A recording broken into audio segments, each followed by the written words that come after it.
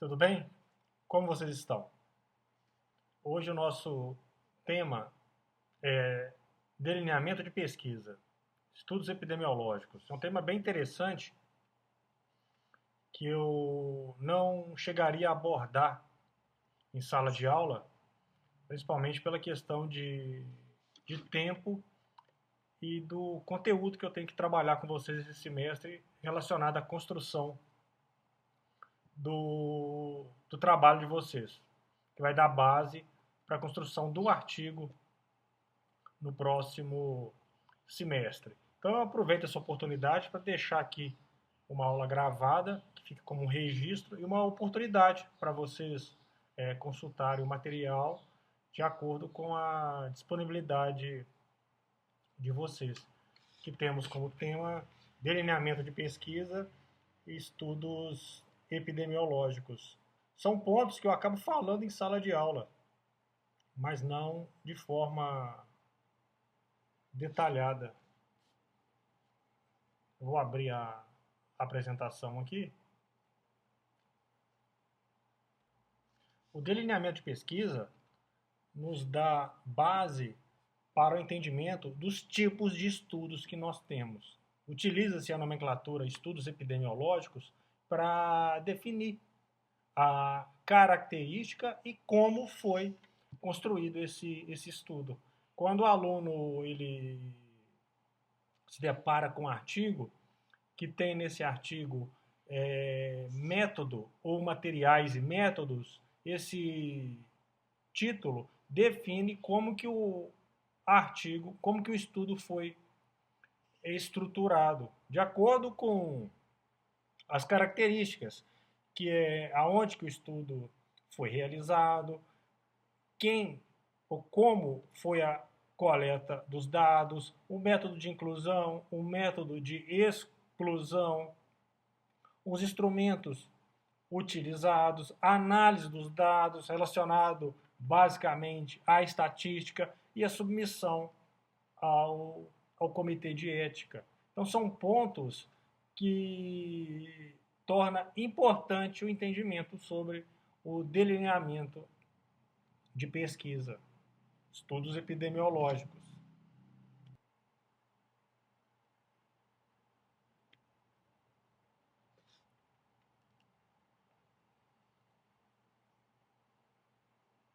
Só confirmar se está gravando.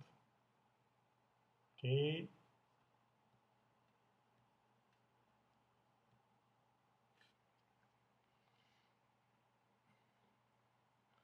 Os estudos, eles têm duas características. Eu falo muito em sala de aula. Os estudos podem ser com natureza descritiva. O que é isso? É um estudo, uma pesquisa, um texto que você simplesmente descreve o evento. A função do estudo descritivo é só pontuar sobre o evento. Eu vou dar um exemplo. Eu quero falar sobre depressão. Então eu vou falar exaustivamente sobre depressão. Eu vou definir a depressão de várias formas e vou fazer ali a sua caracterização. Eu vou descrever o que é depressão. Os estudos descritivos são estudos que eles já estão assim esgotados na sua forma de construção. Eu posso fazer um estudo descritivo sobre algum tipo de intercorrência, uma coisa mais rara. Aí pode ser que chame a atenção do leitor. Mas fora isso, o estudo somente descritivo, ele já carrega ali um conceito que ele é abordado em outra literatura. Se eu for falar de depressão de forma descritiva, o que acontece? A depressão já está escrita nos livros. É mais fácil buscar essa informação que já está disponível. Ah, mas eu peguei, resumi, trouxe aqui para o meu estudo. Necessariamente isso não é tão assim inovador. Isso não traz tanta curiosidade do leitor. Então eu quero falar de hipertensão arterial, mas só hipertensão arterial, de forma descritiva. Eu quero falar de diabetes, quero falar de Alzheimer, esquizofrenia. Ah, eu quero falar sobre a importância assim, da psicanálise de forma descritiva. Não, não vale a pena criar pesquisa somente com caráter descritivo. Então, os estudos descritivos objetivam informar sobre a distribuição de um evento na população em termos quantitativos. Eu vou caracterizar as pessoas que foram acometidas por determinada doença, ali no conceito bem epidemiológico mesmo, tá? Aí pode ser casos que existem, né, casos já existentes. Vamos pensar aí a dengue como exemplo. Posso trazer esses casos, descrever o evento, ou casos novos. Vamos supor, quero falar de casos do ano de 2026 até o dia de hoje. Trazer os casos de fevereiro, março, abril. Então, né, eu estou falando para vocês que o trabalho descritivo eles podem trazer informações de prevalência e incidência. Prevalência são casos existentes. A incidência são casos novos. São pontos aqui que a gente não vai trabalhar nesse momento aqui na aula, não. A gente vai falar, basicamente, do delineamento dos estudos epidemiológicos. Então, o que eu estou falando para vocês aqui? Sobre estudos descritivos. Então, no seu contexto amplo, o estudo descritivo é aquele estudo que traz a informação descritiva, somente. Ou ocorrência de doença, ou definição de alguma característica relacionada à doença, enfermidade ou coisas desse tipo. Então, o ponto central aqui é o quê? Que a gente construa uma investigação analítica.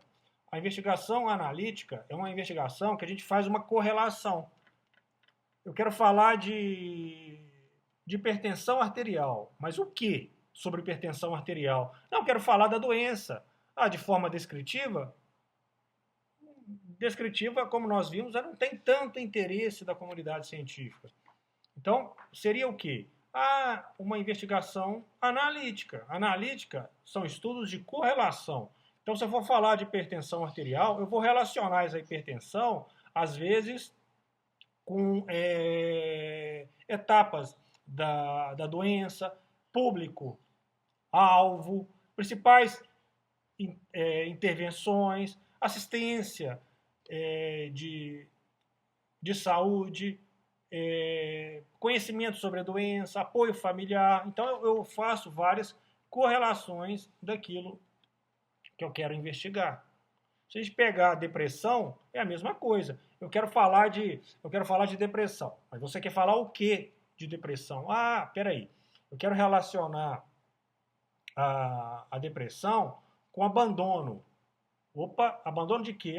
Abandono de cônjuge, ou falta de apoio familiar, ou depressão relacionada ao processo de envelhecimento. Então eu crio ali, eu pego uma palavra, vamos supor, eu vou utilizar o nome palavra-chave, uma palavra-chave daquilo que eu quero investigar. Eu pego aquela palavra e relaciono ela com outros pontos. O AECO, que vocês estão trabalhando, ele tem relação com variáveis. Então, o motivo de se investigar é descobrir os motivos das variações. Na pesquisa que vocês estão realizando na primeira, segunda e terceira etapa relacionado a variáveis, vocês vão se deparar com a variável independente. É aquela variável que eu vou descobrir na minha pesquisa. Eu não consigo manipulá-la. Ela é independente. É aquilo que eu quero descobrir. Consequentemente, quando eu pego um ponto para trabalhar, eu vou dar um exemplo. Eu quero falar de depressão. Mas depressão relacionada aqui. Depressão e envelhecimento. Muitas das vezes, a depressão independente é essa relação do envelhecimento e a depressão. Mas e as dependentes? São aquelas variáveis que vão estar sempre relacionadas àquilo que eu vou investigar, independente se eu for ou não for investigar. Você pega aí apoio familiar.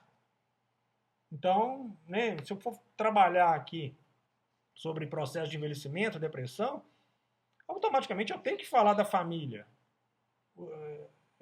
Questão de isolamento, apoio familiar. Então, eu exemplifiquei aqui de forma bem rápida e simples para vocês, para que vocês enxerguem esses pontos relacionados nas etapas de pesquisa. Lendo aqui, os estudos analíticos são usualmente subordinados a uma ou mais questões científicas. É a correlação. A hipótese, como vocês já trabalharam, é aquilo que vocês vão descobrir. Vocês vão afirmar ou negar. Quando vocês afirmam uma coisa, automaticamente aparece uma hipótese contrária. Se você afirmou, aparece uma hipótese contrária, negativa. Se você negou, aparece uma hipótese contrária positiva. Então, os estudos analíticos são estudos de correlação, que procuram esclarecer determinada associação entre, possivelmente, ou pode ser uma exposição ou um efeito específico. Aí, continuando aqui, outra classificação importante para os tipos de pesquisa é baseada no período da pesquisa. A pesquisa, ela pode ser, de momento, uma pesquisa mais direcionada, ou ela pode ser uma pesquisa que trabalha com acompanhamento do mesmo público. Aqui, sobre classificação da pesquisa, que a gente vê assim, está escrito transversal no primeiro item e longitudinal no segundo item. Transversais e longitudinais. Isso daqui, muitas das vezes a pessoa entende como tempo. O transversal é uma pesquisa de tempo mais curto. O longitudinal, uma pesquisa de tempo mais longo. Não necessariamente. Os estudos transversais são estudos, comparado com o longitudinal, eles são mais curtos.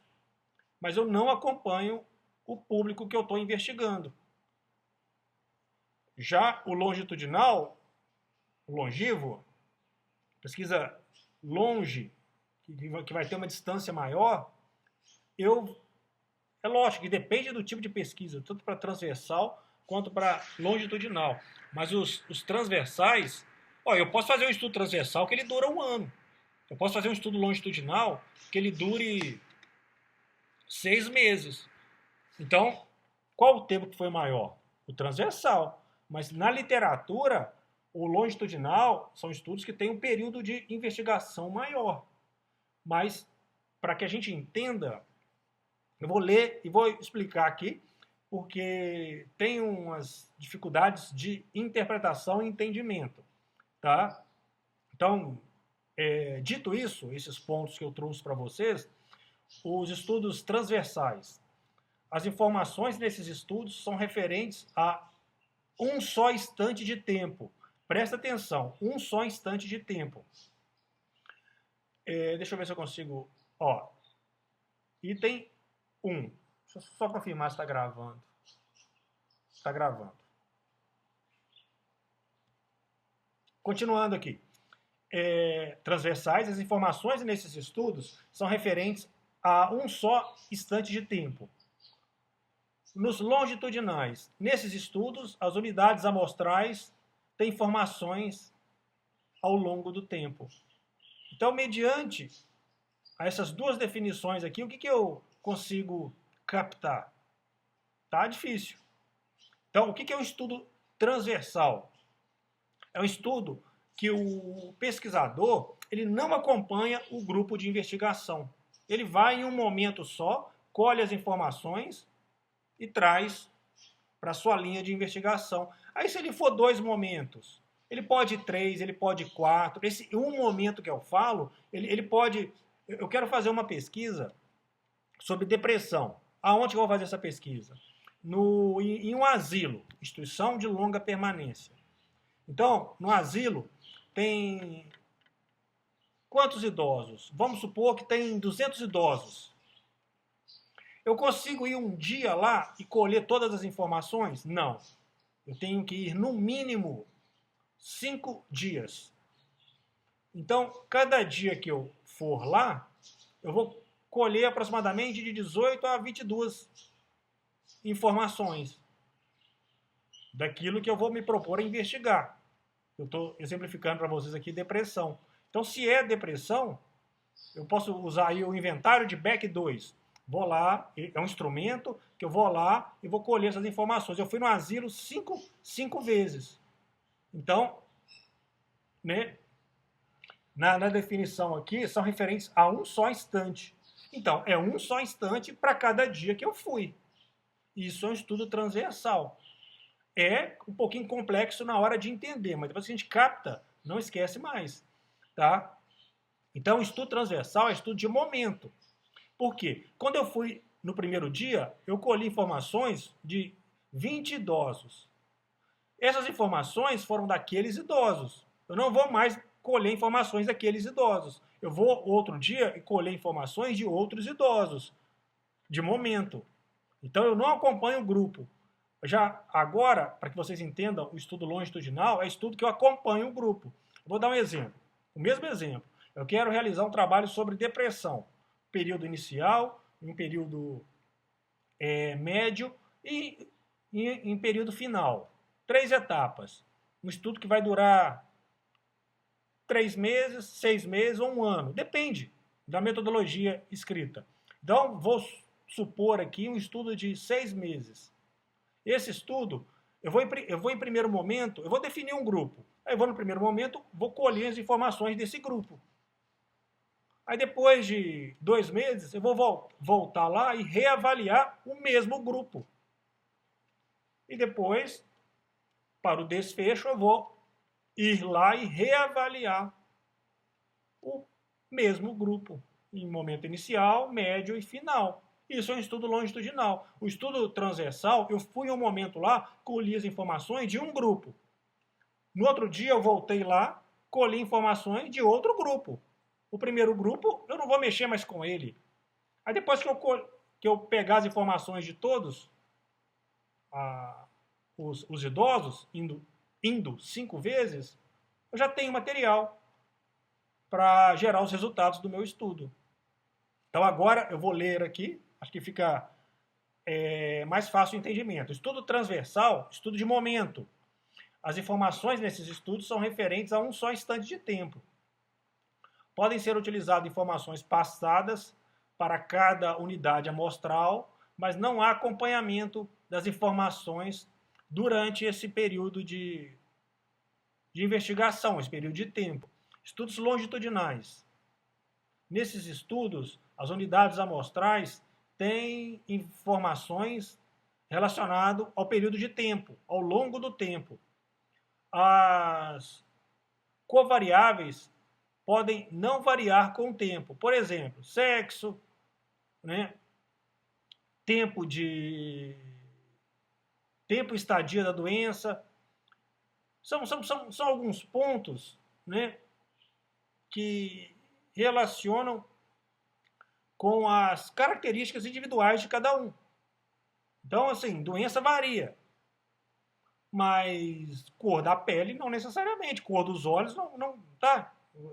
São características relacionadas a variáveis. Mas a gente está compreendendo agora, nesse momento inicial, o que determina a temporalidade, que pode ser transversal ou longitudinal. Daqui a pouquinho eu vou mostrar para vocês uns estudos aqui que a gente consegue já perceber se é um estudo longitudinal ou estudo transversal. Os estudos podem ser retrospectivos ou prospectivos. Estudos retrospectivos, estudos que baseiam informações já ocorridas no passado. Eu quero fazer um estudo sobre determinado tipo de doença, eu vou avaliar prontuários. Ou estudos prospectivos, estudos que a partir do início da pesquisa acompanham o paciente durante todo o tempo. Ele está com a doença.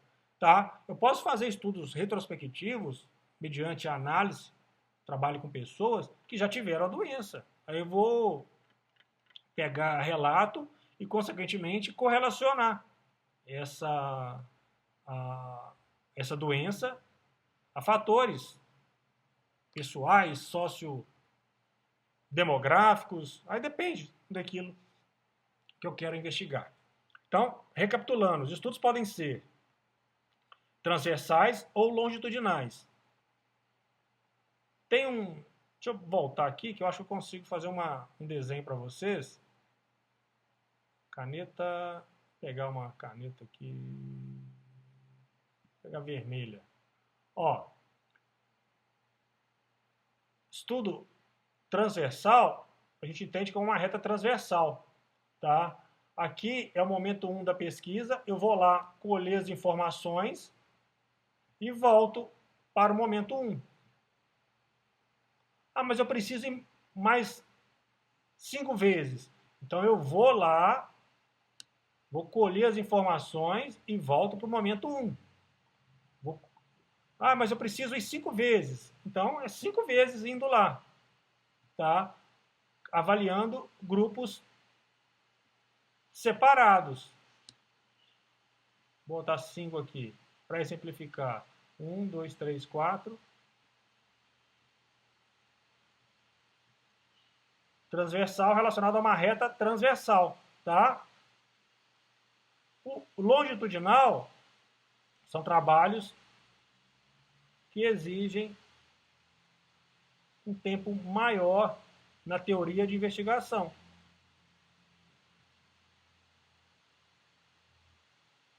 Isso aqui tem que virar um 3. Virou um 3. Então, eu tenho momento 1, eu vou avaliar determinado grupo, vai passar o tempo, eu vou reavaliar esse mesmo grupo, eu posso ter perdas durante esse período, mas eu vou ter uma amostra satisfatória, aí vai passar o tempo, momento 3. Poderia ter momento 4? Poderia ter momento. Até 9º, 10º, depende. Então, né, estudo transversal, a gente exemplifica com uma reta transversal. Longitudinal, né, estudos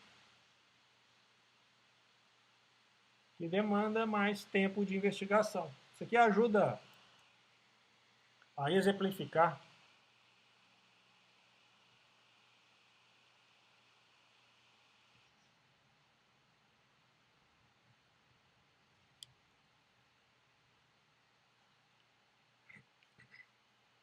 Então, estudos retrospectivos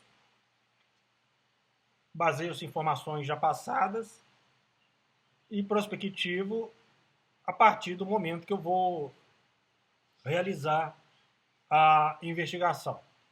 Aqui eu tenho um esboço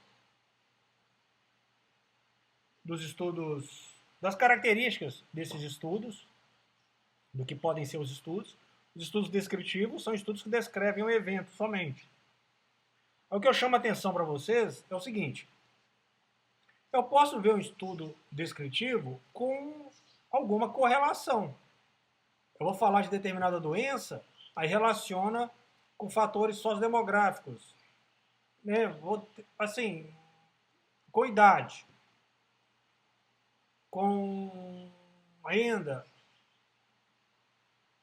Mas existem estudos descritivos que fazem uma pequena correlação. Já os estudos analíticos, todo estudo analítico, ele é descritivo. Você vai descrever e depois você vai associar. Então, os estudos descritivos, eles podem ser um pouco analíticos, mas a proposta do estudo descritivo é só descrever o evento. Já os analíticos, não, é fazer correlação. Então, indiretamente, o estudo analítico ele vai ter ali a sua parte descritiva, tá? Isso é para que vocês entendam. Porque, estudo descritivo somente descreve. Não. Você não vai...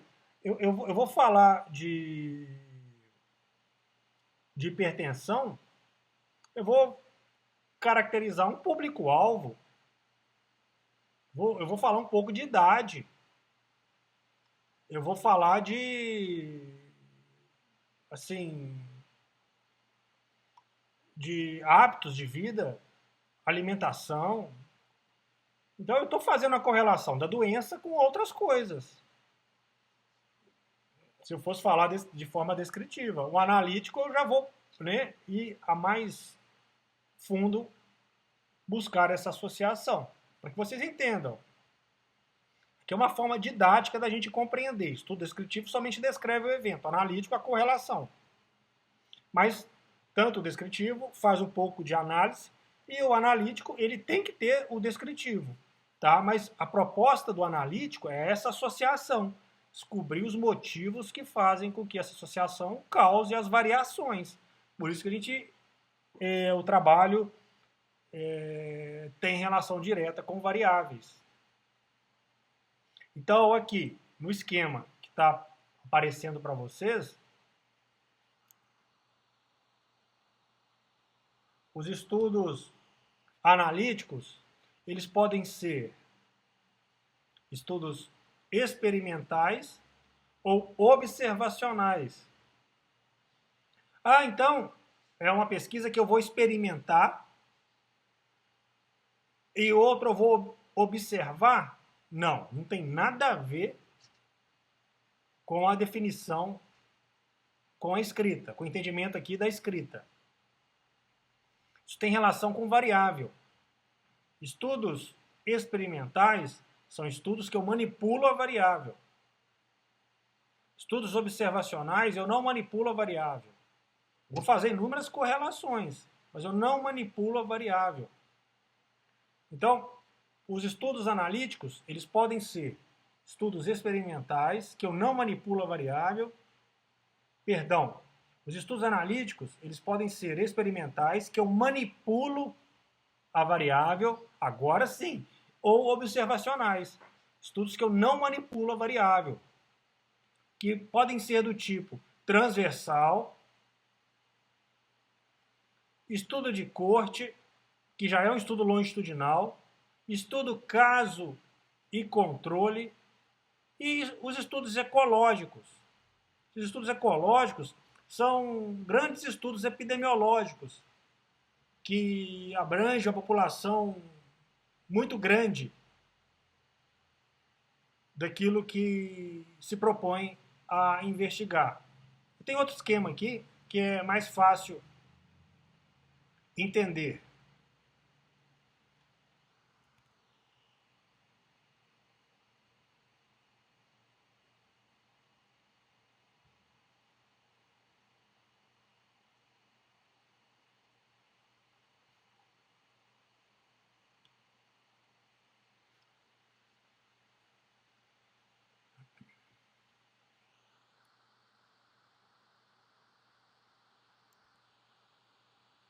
Um minutinho só para mim acertar aqui.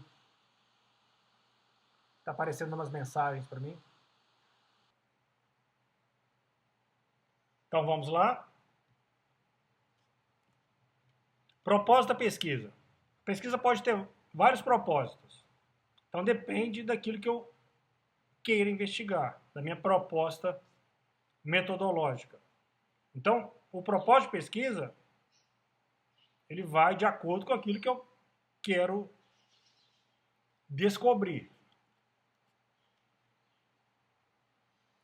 Aí a gente faz a pergunta: onde, quando, quanto, quem, como? Então isso dá um entendimento de uma informação descritiva. Mas você falou que o estudo descritivo ele não é um estudo tão válido nos dias atuais? Isso mesmo. O estudo Ele tem que ser analítico. Mas ainda assim, eu posso fazer estudos descritivos que têm uma pequena associação com determinadas doenças aí de acometimento epidemiológico. A gente pega a dengue como exemplo. Então, ainda assim, tem estudos epidemiológicos, estudos epidemiológicos de caráter descritivo, que têm uma abrangência a grandes populações. Continuando, os estudos descritivos são estudos que dão base para outro tipo de questionamento. Olha como que é diferente. Porque há vantagens? De que forma? Há quem diga que os estudos descritivos são a base para a construção dos estudos analíticos. Que os estudos descritivos, eles são construídos dando um direcionamento para um questionamento mais amplo. Aonde que eu falo com vocês a importância dos estudos de revisão. No esquema que eu vou trabalhar com vocês, a gente não vai falar qual temporalidade. O estudo de revisão é um estudo à parte. É um estudo que utiliza a literatura. Ele é descritivo? Ele é um pouco de cada. Ele é um pouco analítico, ele é um pouco descritivo. E, consequentemente, o estudo de revisão, o estudo que vocês estão construindo, que será o trabalho de conclusão de curso de vocês, ele é a base para um estudo mais amplo, um estudo mais fundamentado, um estudo que vai utilizar um instrumento.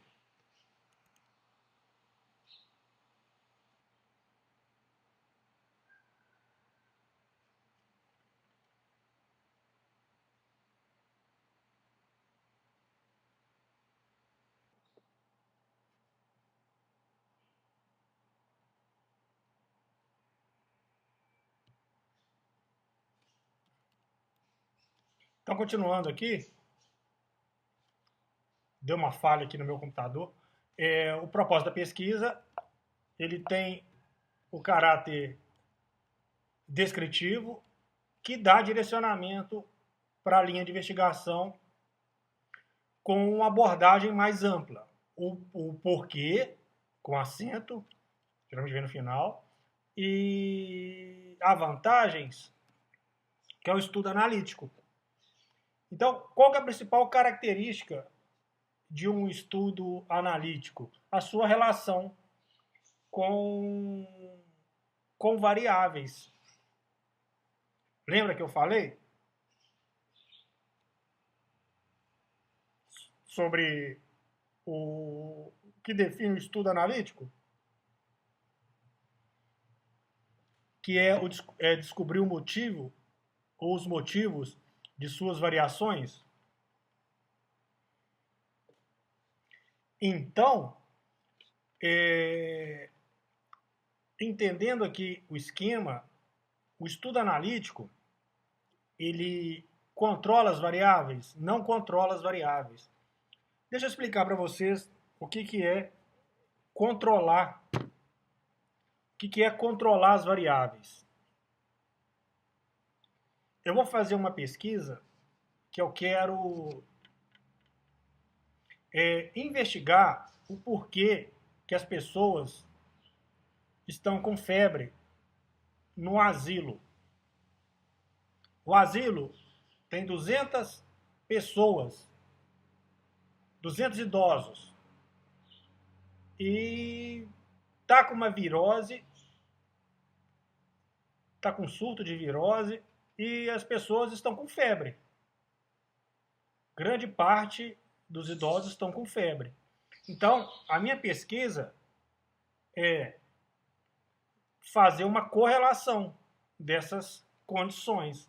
Então, eu vou lá no asilo, um estudo transversal, vou pegar os idosos somente que têm febre.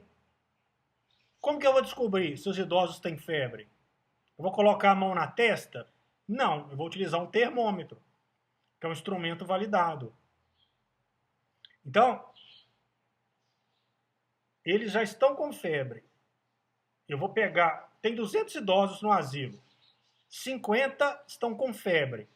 Como que eu vou descobrir? Com termômetro. Cheguei lá em um dia e fiz uma avaliação com os idosos e constatei 50 com febre. Eu vou fazer uma pesquisa só com esses que estão com febre. E eu vou buscar mais informações em relação à febre, à doença, à idade, à suscetibilidade, a estado geral de higiene, a dependência, apoio familiar, a antecedentes, a sedentarismo. Eu vou fazer inúmeras correlações para ver se eu consigo compreender alguma coisa. Então, eu manipulo a variável? Não. Eu estou só observando. Lembra? Estudos observacionais e estudos experimentais. Estou indo lá tentando correlacionar essa febre com outros pontos. Eu estou modificando a variável febre? Não, eles estão com febre. Os que não estão, eu não estou trabalhando com eles. Então, eu controlo as variáveis? Não. Estudo observacional. Estudo que eu não controlo as variáveis. Captaram? Então, novamente, poderia ser depressão. Eu quero fazer uma avaliação dos idosos que estão com depressão. Então eu chego no asilo, tem 200 idosos. Aí, como eu falei com vocês, eu coloco a mão na testa para ver se eles estão com febre? Não, eu utilizo um termômetro. A mão na testa poderia dar certo? Poderia, mas não tem respaldo. Mas o exemplo agora é depressão. Desses 200 idosos, eu quero detectar quem tem ali indícios de depressão. Então eu vou chegar lá e perguntar: você tem depressão? Eu vou colocar a mão na testa? Eu vou perguntar: não, eu tenho que ter um instrumento. Então tem instrumentos que conseguem predizer essa possibilidade de depressão. Um exemplo é o inventário de Beck 2. É um questionário validado.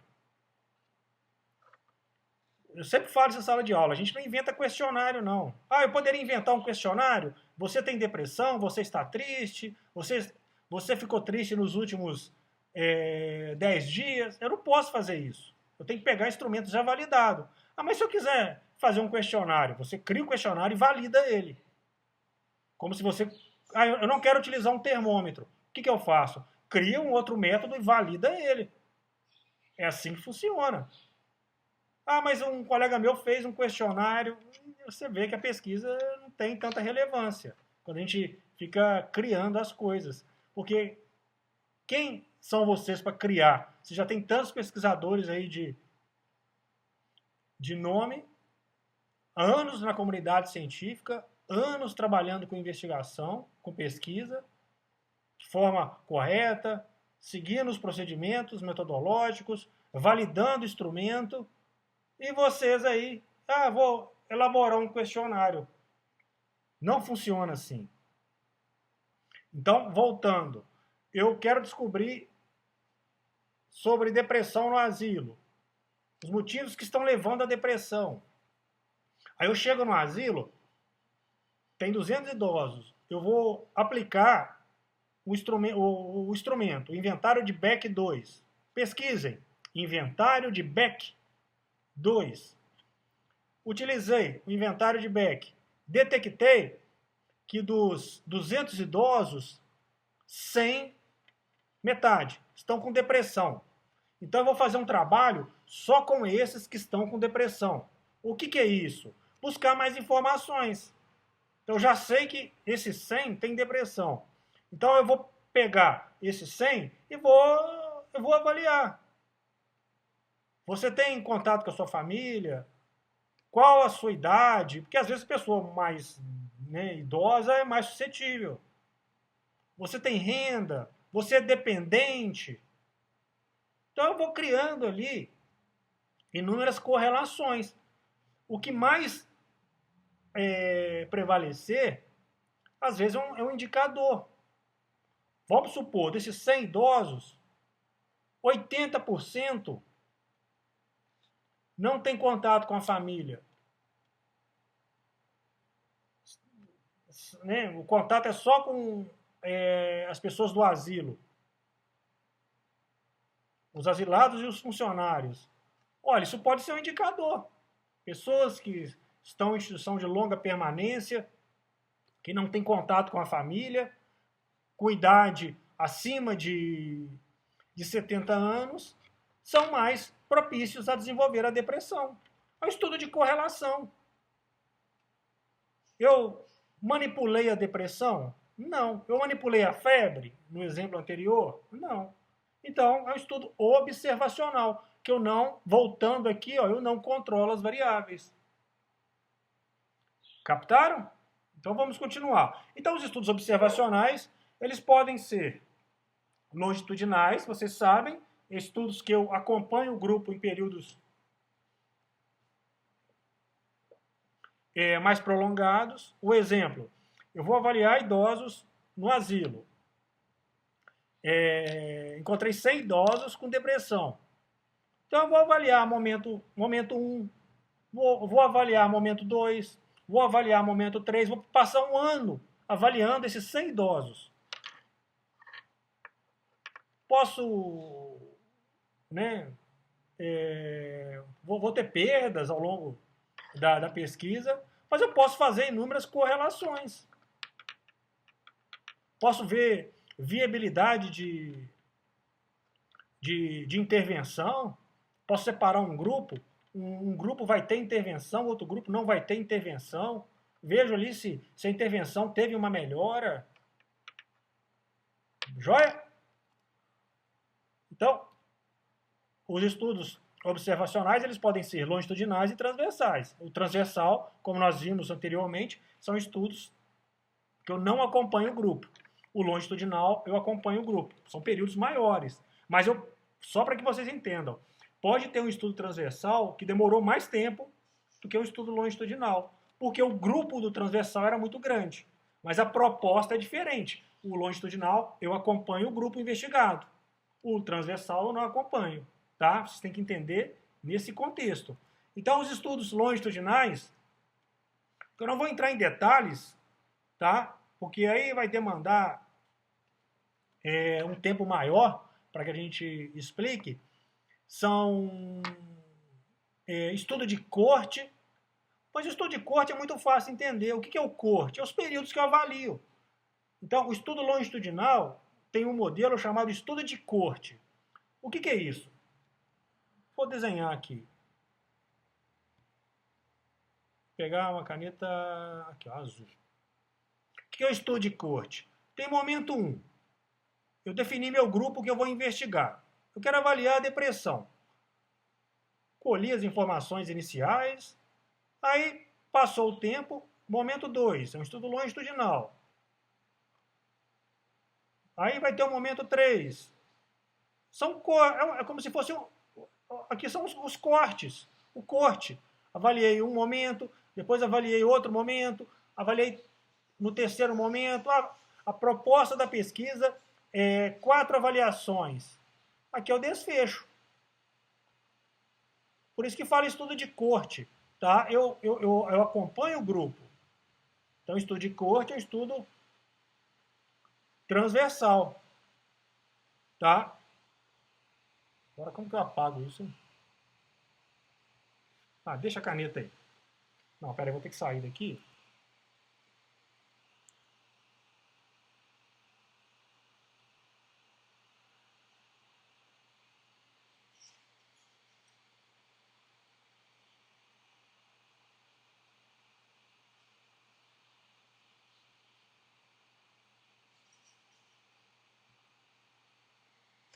Aí volta tudo. Vamos lá, vamos ver se a gente capta melhor.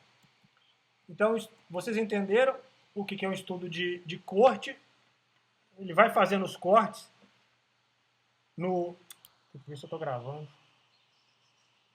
Está gravando. Vai fazendo os cortes no período da investigação.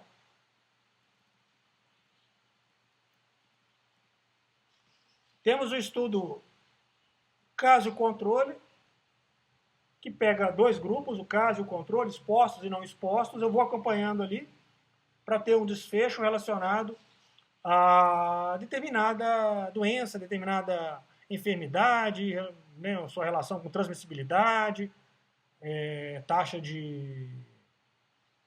Como é que fala? Taxa de... Oh, meu Deus, fugiu o nome agora. De... Como é que chama? Taxa de... Daqui a pouquinho eu lembro o nome. Taxa de mortalidade, taxa de enfermidade, esqueci o nome. Mas então são estudos que definem a exposição, não exposição, doentes, não doentes, e compara dois grupos.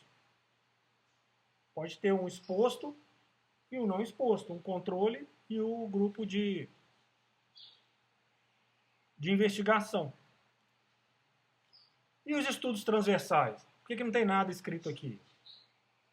Porque os estudos transversais pode ser qualquer tipo de estudo. Eu posso pegar dois grupos, fazer uma avaliação, mas eu não acompanho esses grupos. São momentos diferentes.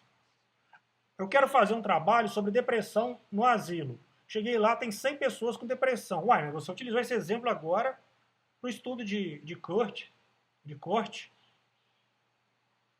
Sim, mas eu posso fazer ele no modelo transversal. Vou lá, são 100 idosos, né? Pego 10 idosos por dia, durante 5 dias, né, vou avaliar ali, cada dia, um grupo de 10 idosos. A mesma avaliação para todos os grupos. Isso é um estudo transversal. Joia? Agora,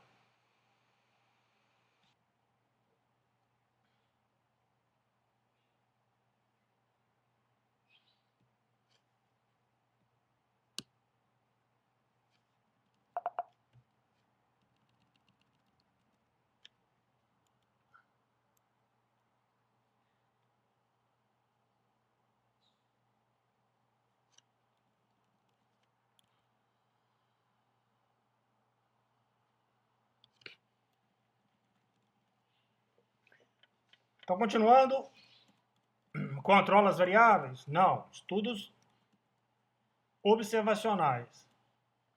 Agora, no canto ali, controla as variáveis? Sim. Antes, não controlava as variáveis. Eu ia no asilo e o que eu fosse descobrir poderia ser numa escola, poderia ser em um hospital, poderia ser na comunidade. O que eu vou descobrir, a pessoa já está. E eu não vou ali fazer uma intervenção nas condições. Eu vou só fazer correlações. Isso são estudos observacionais. Ah, e os estudos que controlam as variáveis? São estudos experimentais. Estudos que não têm correlação? Não, tem correlação. Tem muita correlação. Mas são estudos que eu vou manipular a variável. Lembra do exemplo que eu falei com vocês? De idosos com febre, devido a uma enfermidade, a uma virose, um micro-organismo? Vou dar o mesmo exemplo. Ou a depressão, mas vamos pegar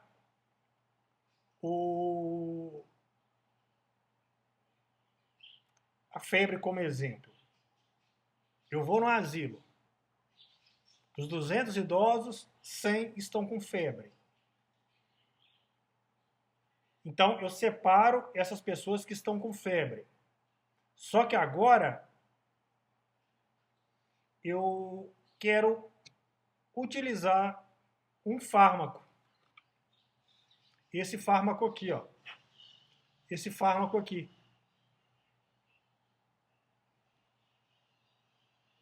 Vai ter um momento inicial que eu detectei a doença, eu vou utilizar esse fármaco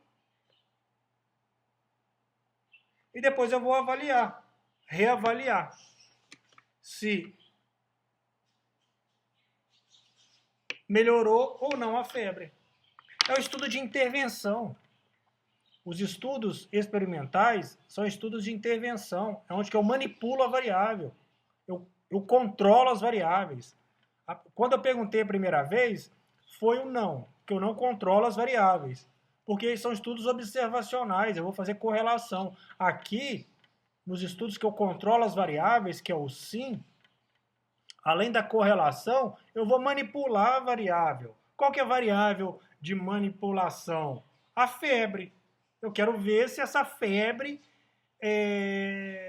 ela vai se relacionar positivamente com o medicamento que eu quero utilizar. Então, quando a gente fala na validação de um fármaco, ou de vacina, ou de um método de intervenção em saúde, ou em ciências humanas, em grupo, é um estudo experimental, porque é um estudo de intervenção, o momento inicial, a intervenção e depois o momento final. E eu vou ver se a intervenção modificou a variável. Pode ser doença, pode ser várias questões daquilo que eu quero investigar. Então, o estudo experimental, ele pode ter ou não um grupo controle. Aí, por isso que depende do tipo de estudo. Agora, turma, eu estou falando de estudos experimentais. No estudo experimental não é tudo igual, não. Tem um estudo mais robusto, experimental, mas tem estudos mais simples. Às vezes, o estudo que eu faço a nível hospitalar, a nível ambulatorial, a nível em consultório, em clínica, em faculdade, é um modelo experimental. Aí depende. Aí, dando continuidade aqui, controla as variáveis, sim. Se controla as variáveis, é um estudo experimental. Se não controla, é observacional. Joia, eu já falei que controla. Então, é um estudo experimental. Aí vem outra pergunta aqui, né? Com grupo controle, se tem grupo controle, é um tipo de estudo experimental. Se não tem grupo controle, se não tem grupo controle, é um ensaio controlado. O que é um ensaio controlado? Grupo, peraí, minha mão, grupo, intervenção, e desfecho. Eu vou ver se a intervenção, pode ser um fármaco, uma vacina, teve efeito. Mas eu não posso fazer um estudo experimental sem um estudo experimental para vacina ou para fármaco não controlado. Isso não vai ser aceito. A Anvisa, ela não vai aprovar esse fármaco. Às vezes o ensaio controlado é para uma intervenção. Vamos pensar em uma intervenção em psicologia, uma intervenção em enfermagem, para definir um método terapêutico. Aí sim. Aí quem valida isso são a própria comunidade científica, os conselhos. Então, o ensaio controlado, que não tem grupo controle, é mais por essa linha. Eu no meu consultório quero fazer uma pesquisa, fiz a submissão ao comitê de ética, tem um método bem definido sobre um medicamento. Eu descobri um medicamento, não é assim que funciona, tá bom? Então, continuando aqui, com o grupo controle, sim, se tem grupo controle, para que serve o grupo controle? Para mim fazer a comparação depois. Eu tenho 2 fármacos iguais. Aqui, são 2 pedrinhas, né, da mesma cor. Eu tenho aqui dois fármacos iguais. Tá? Um é o verdadeiro e outro é falso. Eu tenho grupos. Um grupo vai tomar o falso e outro grupo vai tomar o verdadeiro. E eles não sabem se estão tomando verdadeiro ou falso. Todos têm a doença. Mas depois eu vou observar. Se nos dois grupos houve a melhora, como que eu vou afirmar que foi o fármaco? Porque se um grupo tomou o falso, controle é para isso, para mim fazer uma comparação. Então é muito importante que tenha o grupo controle. Aí a gente pega assim, o grupo que tomou o fármaco, todos tiveram melhora. E o grupo que tomou o fármaco falso, eles não tiveram melhora. Opa, isso me prediz muita coisa. Isso é muito importante, tá? Eu não vou ter tempo aqui, isso tem que ser em sala de aula. Mas eu poderia falar um pouco da estatística. Quando a gente vê pesquisa falando assim, das 100 pessoas que foram submetidas ao teste de vacina contra o câncer, na faixa etária de idade de 50 anos, 80% tiveram melhora em relação à doença. Aí eu disse, nossa, 80%? Porcentagem, muitas das vezes, a estatística ela é mentirosa. Por quê? Quando um laboratório ele define um fármaco, ele quer validar esse fármaco para ele comercializar. Indústria farmacêutica. Então, a estatística e a porcentagem, muitas das vezes, vem para mascarar a eficácia do fármaco. Tá? Mas continuando aqui. Com o grupo controle, não. Sim, grupo controle. Acabamos de falar sobre o grupo controle. Então, se tem grupo controle, é um ensaio controlado. Mas esse ensaio controlado entra a questão das casualizações, que é escolha aleatória. Porque quando eu penso em grupo controle, a gente pensa assim, dois grupos separados, aí eu tenho conhecimento dos dois grupos ali, cada grupo na sua salinha. Aí um grupo toma o fármaco e outro grupo não toma o fármaco. Aí depois eu vou comparar. Assim, sem essas quase casualizações, isso é um estudo definido como quase experimental. Porque, ainda assim, ela tem uma intervenção do observador, do pesquisador, perdão, observador-pesquisador. Eu tenho publicado um estudo quase experimental. A minha intenção era um estudo experimental. Só que vocês têm que pensar o seguinte, em laboratório, com camundongos, com animais, é fácil eu controlar. Mas no ambiente... eu fiz numa fábrica de móveis. No ambiente fora do laboratório é muito difícil. Porque do momento que a pessoa fica sabendo que ela está sendo avaliada, ela muda o seu comportamento. Então, a questão das casualizações é de extrema importância. Então, quando tem dois grupos, os grupos estão embaralhados, que é onde entra as casualizações, que é o ensaio clínico randomizado. Aí é o estudo experimental. Na época da pandemia, quando tinha aquelas polêmicas sobre vacinação, sobre cloroquina, muitas pessoas utilizavam esse termo, né? Ah, mas tem prova científica, é um estudo experimental randomizado. A maioria das pessoas não sabe o que é randomizado, mas eles falavam. Né? O estudo experimental randomizado é o estudo mais robusto. O estudo de aprovação de fármacos, de validação de vacina, é um estudo experimental, randomizado. Essa randomização são as casualizações. É o seguinte, vou dar um exemplo. Eu sou pesquisador de uma faculdade que estou sendo patrocinado pela indústria farmacêutica. Eu sou pesquisador principal. E eu estou em fases finais, já teve os testes com animais, o ensaio 1, as etapas iniciais com animais, já cheguei em seres humanos. Então, eu estou aqui com fármaco. Que eu quero validar ele para comercializar ele. A intenção principal é essa. Ah, mas e a questão da melhora das pessoas, da doença? Também, tá?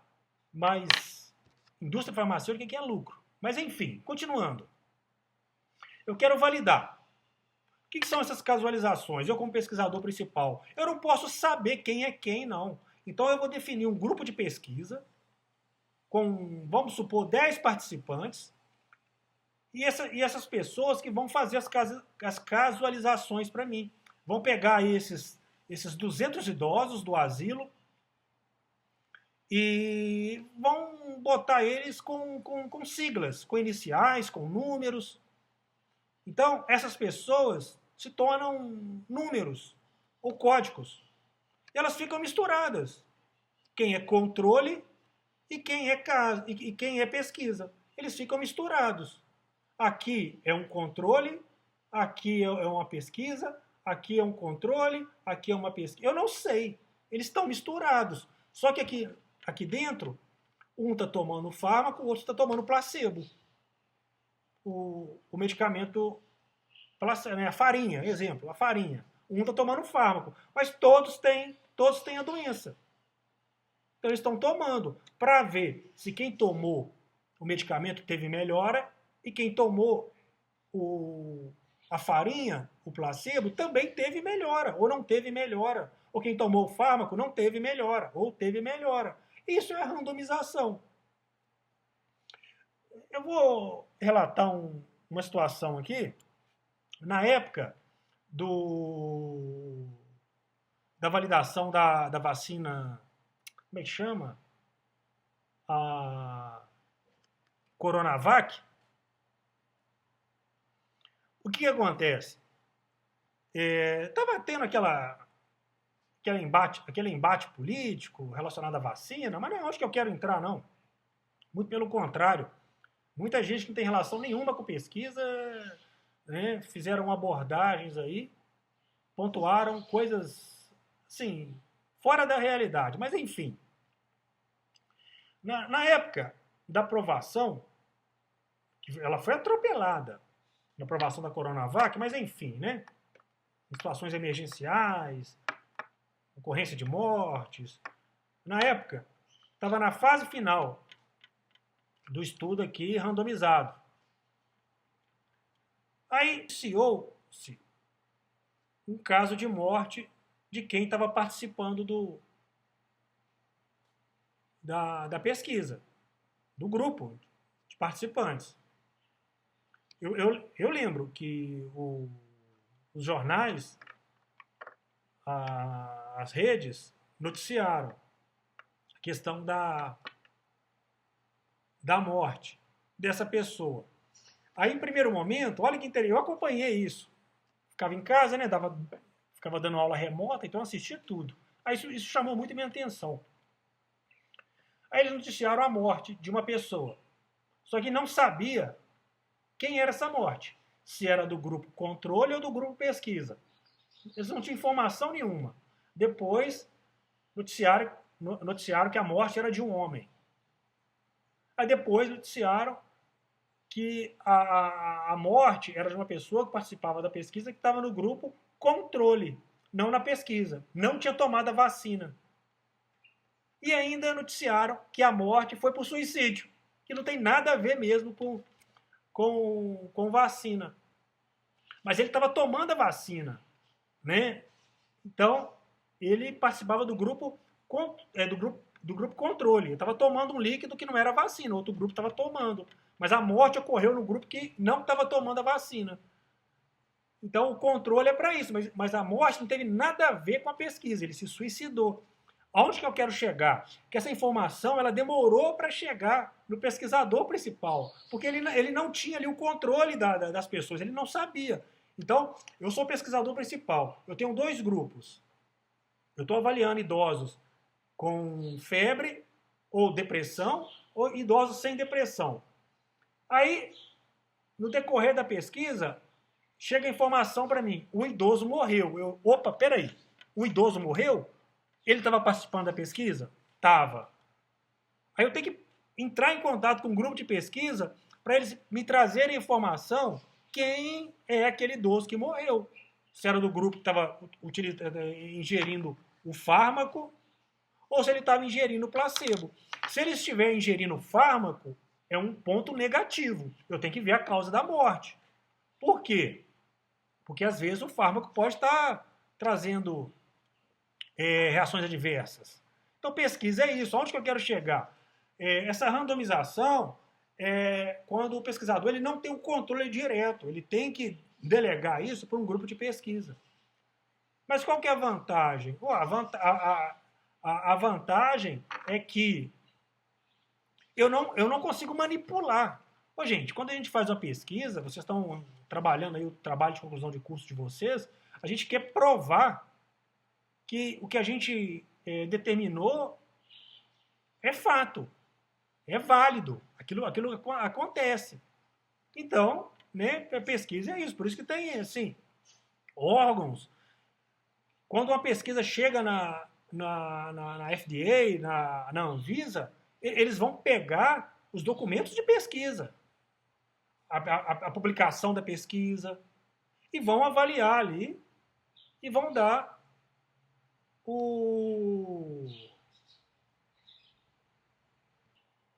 é onde a Anvisa aprova o fármaco. Aprovou o fármaco, esse fármaco ele pode ser comercializado. Então isso tudo passa por todo esse caminho aqui. Ó. Às vezes o estudo começa de forma descritiva, aí, analítica, experimental, ensaio não controlado, depois ensaio controlado, com grupo controle, com randomização e, consequentemente, o estudo experimental. Passa por todo esse caminho. Aí, aonde que entra o estudo de revisão? O estudo de revisão, quando a gente pega questões textuais, questões teóricas, para a gente correlacionar ideias. Então, o estudo de revisão ele serve como base para a construção de estudos observacionais e, consequentemente, estudos experimentais, lá na frente. Eu vou... Tá gravando? Eu vou mostrar para vocês aqui. Acho que aqui nós fechamos esse slide, né? Deixa eu ver aqui.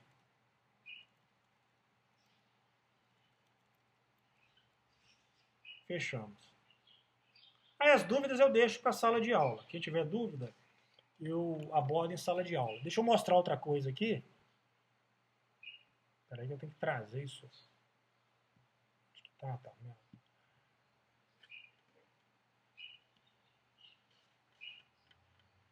Deixa eu entrar aqui na...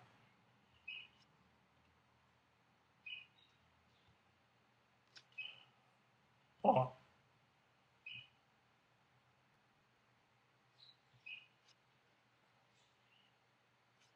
Fechar umas coisas aqui. Esse computador meu já tem 11 anos de uso, ele está bem lentinho, mas está bom ainda. Está melhor que muito computador novo. Gente, continuando aqui, ó, eu vou entrar aqui na revista da psicologia, psicologia, ciência e profissão, aqui ó, apareceu. Isso aqui é uma revista que eu sou revisor dela. Turma, toda revista, a revista ela pode ser indexada ao Cielo e ter um site próprio dela, tá? Aí do site leva para o Cielo. O Cielo é onde que estão os periódicos. Quando eu falo em revista, é periódico, revista científica. Psicologia, ciência, profissão. Enfermagem, eu vou entrar na... Peraí, deixa eu abrir outra aba aqui. Rebem. Ó, Rebem, revista. Rebem é a mesma coisa. Ó. Tem ela no site, tem ela no Cielo e tem ela no site. Tá? Eu quero publicar na Rebem. Eu quero publicar na psicologia, ciência e profissão. Aí depende. Vocês podem entrar no próprio Cielo, vai ter lá, aqui ó, instruções aos autores. Vai clicar aqui e vai ter as instruções para enviar o artigo. No Cielo é tudo padronizado, sabe? No site da revista é diferente. Então, Psicologia, Ciência e Profissão está em inglês. Deixa eu colocar aqui em português.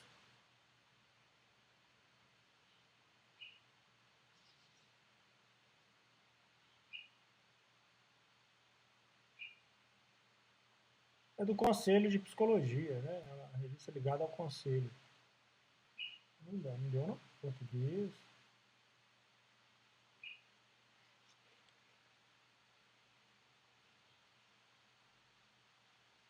Tá abrindo. Um minuto.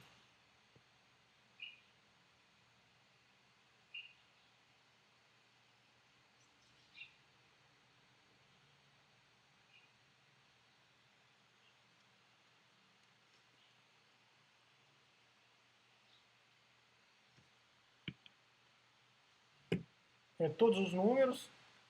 Aí o que? Aí aqui eu tenho, ó, as publicações, 44 artigos em 2026. Está no primeiro semestre ainda, hein? Vamos pegar aqui, deixa eu abrindo aqui. Vamos pegar aqui, ó. Revista Brasileira de Enfermagem. A revista é muito boa, tá? Essas duas revistas. Deixa carregando. Ó, a internet deu uma lentidão aqui.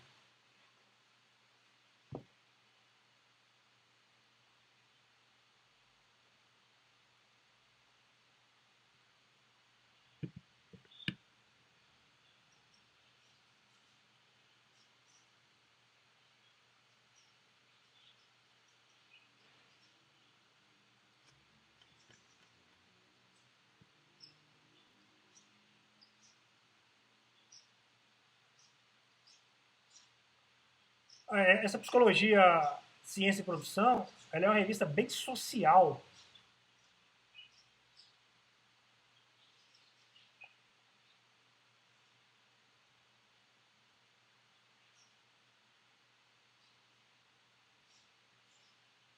Uai, essa aí, vamos ver aqui.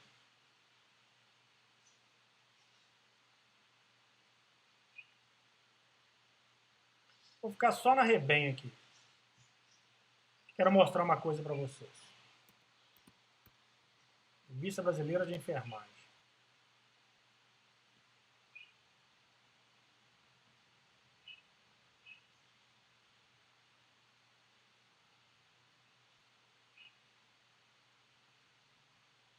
Vamos pegar aí 2018. Pegar o 3. Lembre-se que a gente tem que dar preferência a estudos mais recentes, tá? Mas é lógico, pode utilizar estudos mais antigos. Você tem que ter um predomínio maior de estudos mais recentes.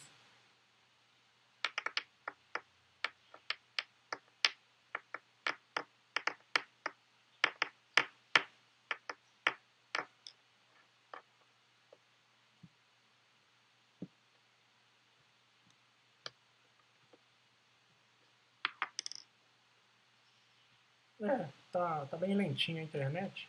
Vamos aguardar um pouquinho. Peraí que eu vou pegar um café ali. Um minuto.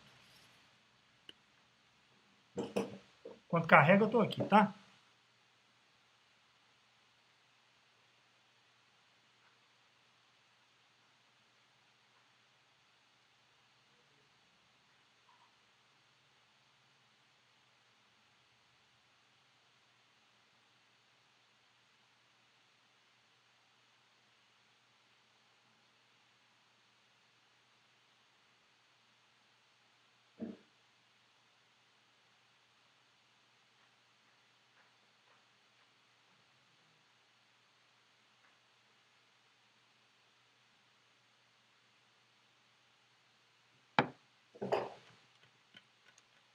É.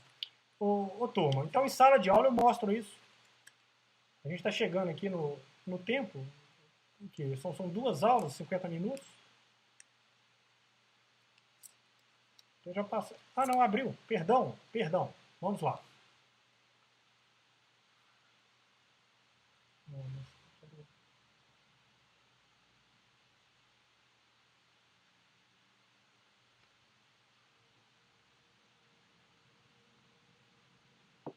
Aqui, ó, o que eu chamo a atenção de vocês aqui, ó, no título tá pesquisa, pesquisa, pesquisa, pesquisa, pesquisa. Então aqui eu sei que é um estudo empírico, que utilizou um instrumento. Eu sei se é um estudo observacional ou experimental? Eu não sei, eu tenho que entrar no estudo aqui para ver. Pelo título não dá para saber, tá?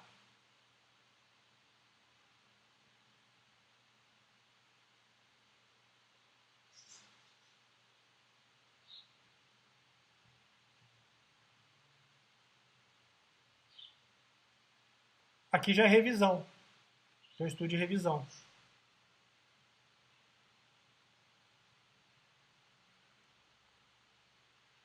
Que é relato de experiência, né? Report experience.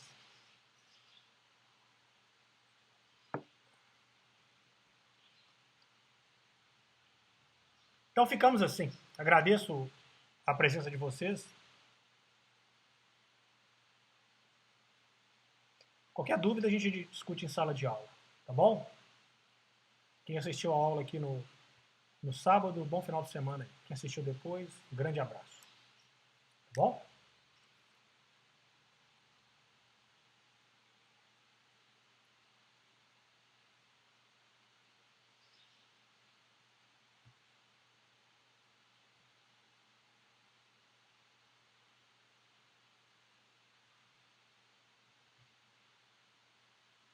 Vou mexendo em algumas coisas aqui.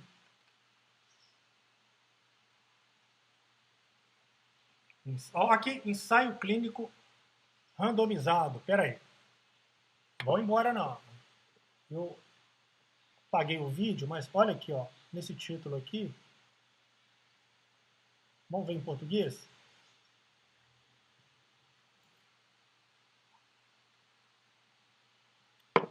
Pera aí que tá abrindo, hein? É, a internet tá ruim também. Opa, já ia. Ainda.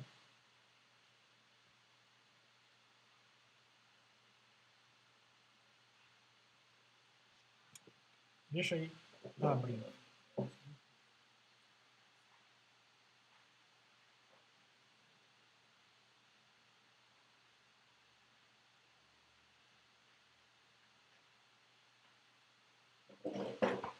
Ah, depois a gente aborda isso aqui em sala de aula.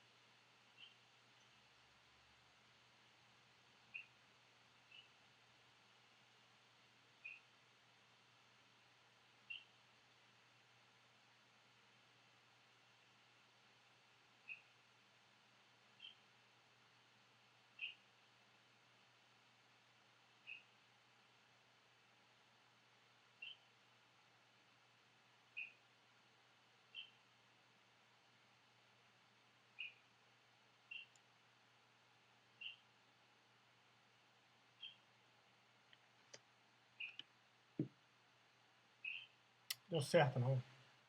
Engraçado. Deixa eu tentar o português aqui. Geralmente é o site que está carregado.